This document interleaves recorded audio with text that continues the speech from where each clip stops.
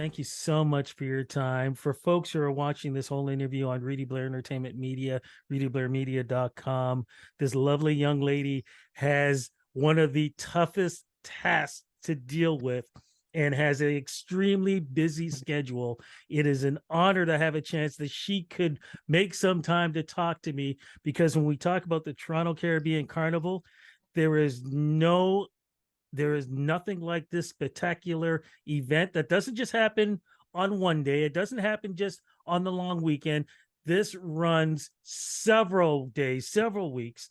And the fact that I got you to stop for a moment, knowing things are going on as we speak, is an amazing thing. So thank you so much for making time to speak with me. Oh, thank you, Juan, for that amazing intro. And also for amplifying our voices, because it's really important and it takes people like you who are passionate about what you do and about the culture to make sure that people understand it and know exactly what we're doing and what goes on in the city during this month. I got to ask you, what is it like to inherit CEO?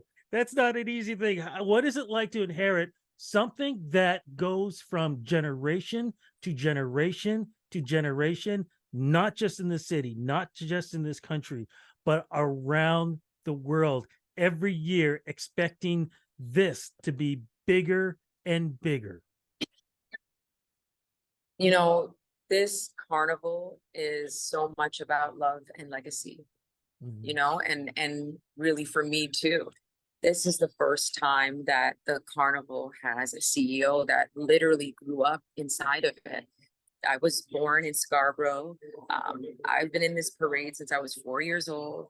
My parents, you know, immigrated to this beautiful country with my grandparents and my aunts and cousins and everybody. And what makes it so special too is that, you know, when Canada had its 100th birthday, this community was like, what better gift can we give to this country than the spirit of carnival and all that it is and all that it offers for people.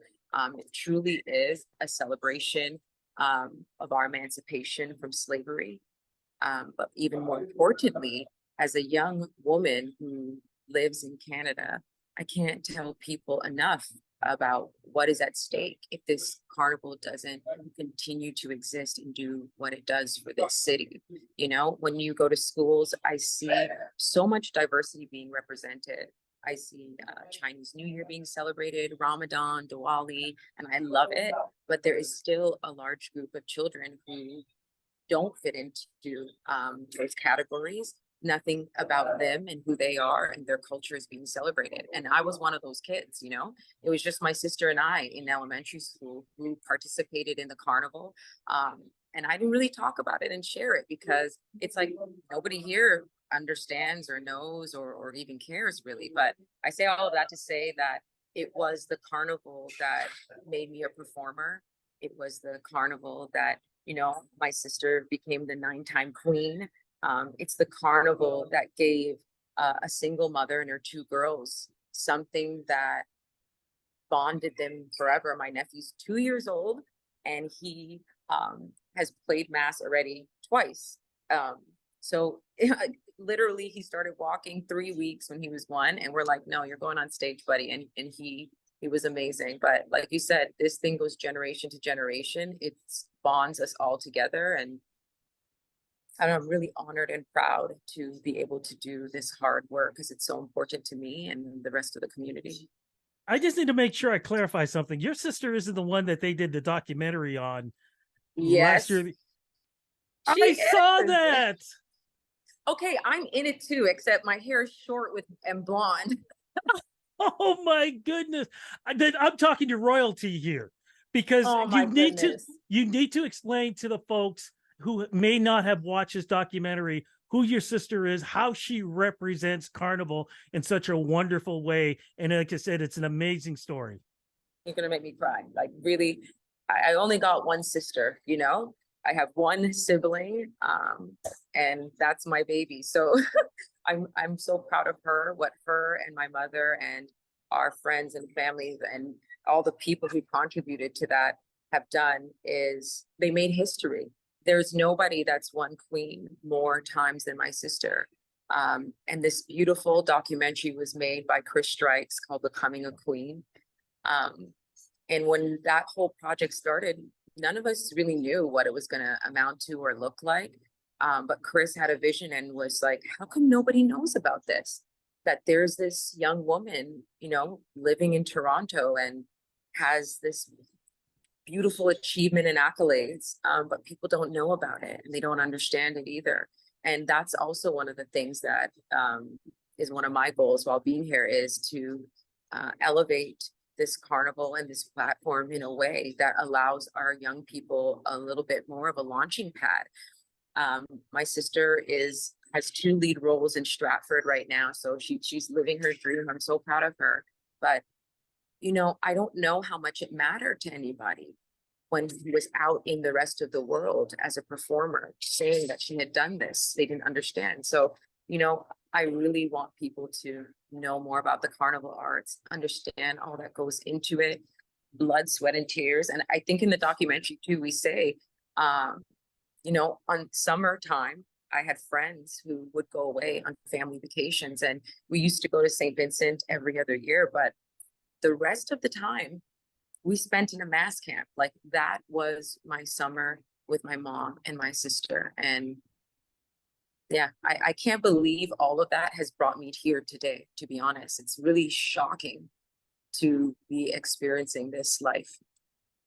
It's a beautiful life, and what has been represented over the years for me growing up in the city, going with my family to when it was called Caravana, to covering it as a broadcaster, actually walking the parade. I was actually a host once for Channel 47 with Master T when Channel 47 had the broadcast rights for it, and they did a whole big documentary on it, and I was part of it too.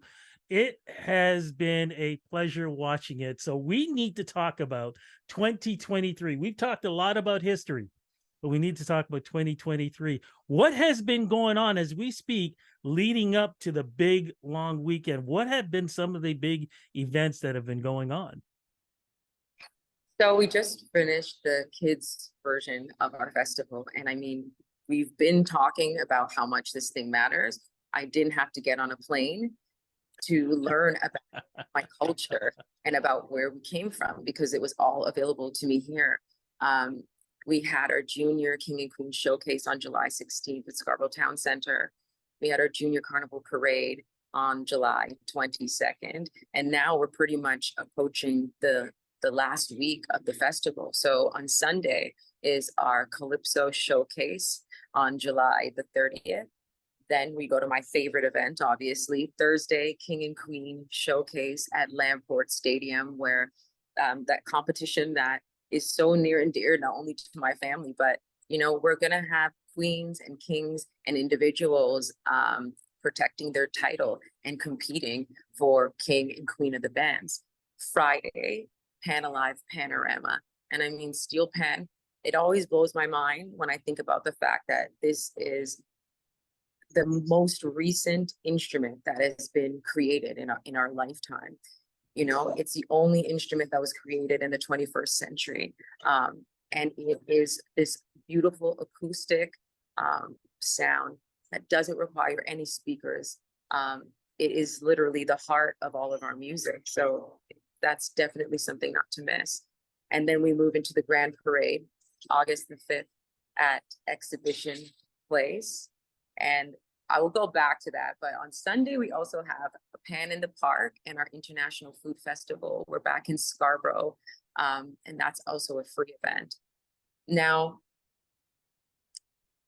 my absolute favorite thing about the parade is that every single masquerader becomes a performer. Like, I don't know what other leisure activities exist that give people this type of self-expression and freedom of their body and of movement and of joy. You know, I say King and Queen is my favorite, but that's kind of like the competitor in me. But to be honest, the parade is, there's nothing like it in the world.